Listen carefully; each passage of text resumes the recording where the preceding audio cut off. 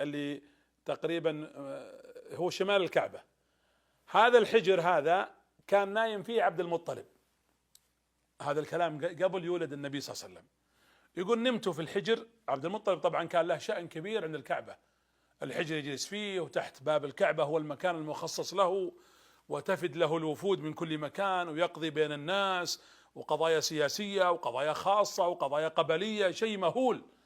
فعبد المطلب يقول نمت مرة في هذا الحجر. يقول رأيت رؤيا، رأيت في المنام، والشاف عبد المطلب، رأيت كأن شجرة نبتت رأسها في السماء، ولها أطراف في المشرق وفي المغرب، ورأيت نورا يخرج من هذه الشجرة أعظم من نور الشمس 70 مرة. يقول ثم لما رأيت هذا النور رأيت العرب والعجم عندها ساجدين. الغريب يقول أن قريش منهم من تعلق في الشجرة، ومنهم من أراد قطعها، يبغى يقطعها. يقول فتعرض لهم شاب وسيما جميلا ليس هناك أجمل منه شكلا ولا رائحة، ثم خلع أعينهم وقطع رقابهم. هذه رؤيا. قال فلما رأيت هذا المشهد حاولت أتعلق في الشجرة مثل قريش اللي تعلقت، قالوا ذهب نصيبك، يعني مالك نصيب فيها. قال فذهبت إلى الكاهنة فأولتها لي، فقالت إن صدقت رؤياك فإنه يأتي من ظهرك ولد تدين له العرب والمشرق والمغرب، يعني يصبحون خلفه ويتبعونه، ويحمده أهل السماء ويحمده أهل الأرض. عبد المطلب بدأ يشعر أن الموضوع مهم، وبدأ يفكر بالولد. ما كان عنده إلا واحد اسمه الحارث، اللي خلاه يفكر بالعيال حتى تزوج بعد ذلك. هذا الموقف. وموقف ثاني زمزم. طبعا زمزم هي كانت في ساحة اليوم الحرم، المسجد الحرام، لكنها نقلت طبعا لظروف المطاف وغير ذلك، لكن وجودها الأصل في هذا المكان. فالنبي صلى الله عليه وسلم يذكر جده أنه في هذا المكان جت قريش تدور البير ما وجدتها، بئر زمزم ما حصلوها، دفنت مع عوامل تعرية الدنيا والأرض. يقول أيضا نمت مرة في الحجر في هذا المكان. الحجر ده له تاريخ، ولذلك جد النبي صلى الله عليه وسلم عبد المطلب له قيمة عند العرب. يقول فنمت مرة فجاءني في المنام من يقول عبد المطلب عبد المطلب. يقول في المنام قلت نعم. قال قم واحفر ايش؟ احفر طيبة. يقول فذهب عني. قلت وما طيبة؟ فذهب عني. يقول يوم جاء اليوم الثاني جاني في المنام قال عبد المطلب عبد المطلب قم احفر برة. قلت وما برة؟ يقول وراح عني. هذه كلها طبعا وصف لزمزم. قال فجاءني اليوم الثالث قال قم واحفر المظنونة. قلت وما المظنونة؟ قال فذهب عني. قال فجاءني في اليوم الرابع أو الليلة الرابعة فقال عبد المطلب قم واحفر زمزم فإنها لا تنزف أو لا تنزف، يعني لا يقف ماؤها ولا تفنى ولا تعاب عند نقرة الغراب الأعصم. الغراب الأعصم اللي له جناحين بيض عند قرية النمل. حدد له موقع في حول الكعبة، وهذا الموقع وصف له كيف سيجده. لما راح جد النبي أخذ معه فاس والمعول لأنه متهيئ أنه يشوف البير، فخذ المعول معه. فلما دخل فعلا وجد عند قرية نمل هناك الغراب اللي موصوف له، وضرب بالفأس والمعول فخرجت ماء زمزم.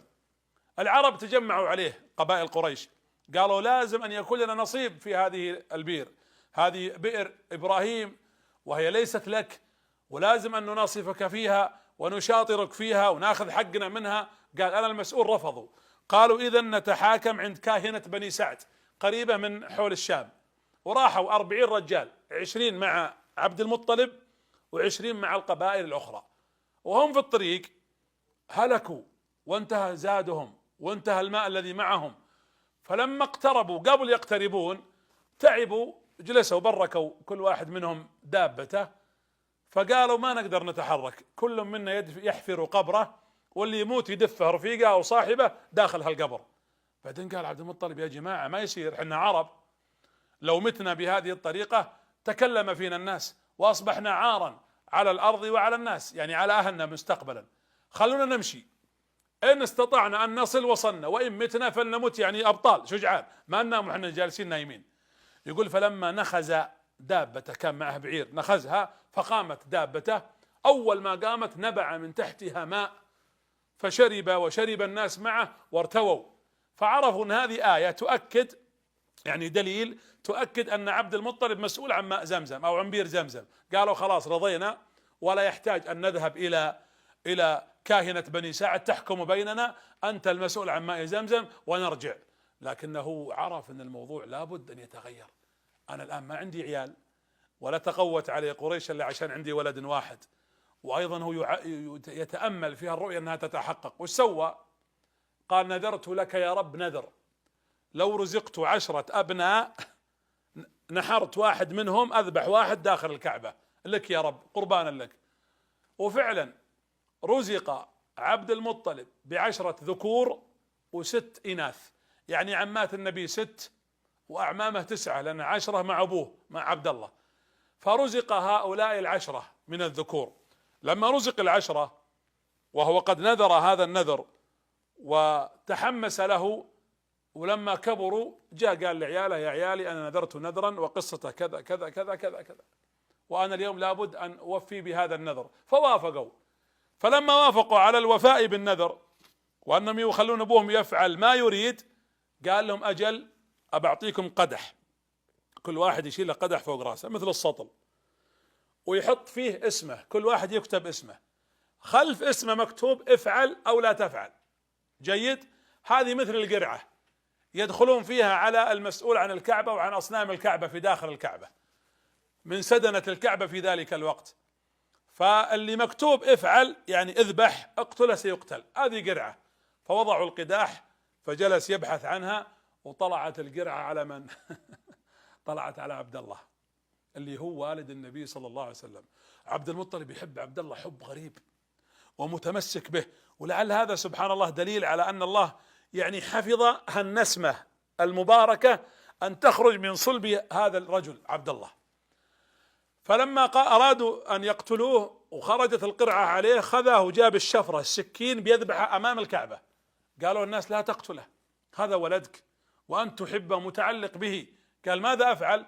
قالوا فده، يعني حط فداء. قال لا، لابد آخذ رأيي واستفتي الكاهنة. راحوا للكاهنة في ذلك الوقت وقال لها قصتنا كيت كيت كيت كيت كيت كيت.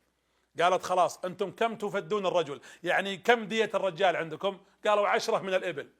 قالت جيب 10 من الإبل ونحط قرعة بين 10 من الإبل وبين ولدك عبد الله. جيد؟ إذا طلعت القرعة على عبد الله تزيد 10 ثانية، وإذا خرجت على الإبل نذبح الإبل وتصبح فداء له. قال خلاص ما عندي مانع. سووا قرعة طلعت على عبد الله، يعني يقتل عبد الله، فضاف 10 من الإبل صارت 20. سووا القرعة الثالث مرة فصارت على عبد الله، فضافوا 10 صارت 30 حتى أصبحت 100. يوم صارت 100 سووا القرعة فخرجت على الإبل ونجا ابنه عبد الله.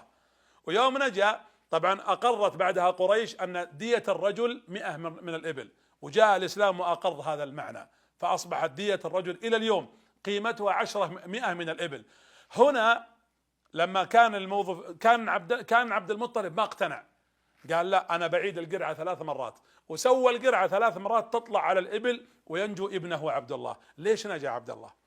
نجا عبد الله حكمة الله التي أرادها رب العالمين أن يخرج من سلالة هذا الرجل عبد المطلب ومن ظهر هذا الابن عبد الله هذه النسمة الطاهرة المباركة محمد، كأنك تراه. شوفوا الترتيب الرباني، المفروض أنه يقتل لكن الله حماه. وهذا يعطيك يا جماعة إذا ضاقت بك الدنيا تذكر أن هناك رب لا يعجزه شيء في الأرض ولا في السماء.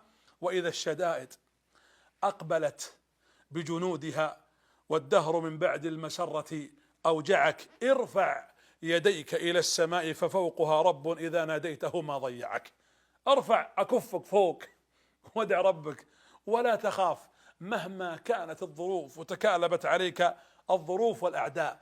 فينجو عبد الله والد النبي صلى الله عليه وسلم لغرض واحد فقط. ولو ستلاحظون ترى عبد الله ما عاش كثير، عبد الله ما عاش كثير. عبد الله بعد الحادثة هذه سيأتيكم ماذا حصل له ومتى مات وكيف مات، وكأنه مخلوق فقط على أساس يخرج من صلبه محمد ثم تنتهي حياته وتقوم الدنيا كلها، ويبقى محمد ابن عبد الله صلى الله عليه وسلم حيا في نفوسنا إلى اليوم، لأننا كأننا نراه. والله إن صلاتنا هذه كصلاته، وطوافنا بالبيت كطوافه، وسعينا بين الصفا والمروة كسعيه، وبرنا بآبائنا كما أمر، وطاعاتنا كما وجه عليه الصلاة والسلام. فهذه النسمة المباركة. عبد المطلب له قيمته عند العرب، ولذلك هو نفسه رأى رؤيا أخرى غير تلك الرؤيا التي رآها.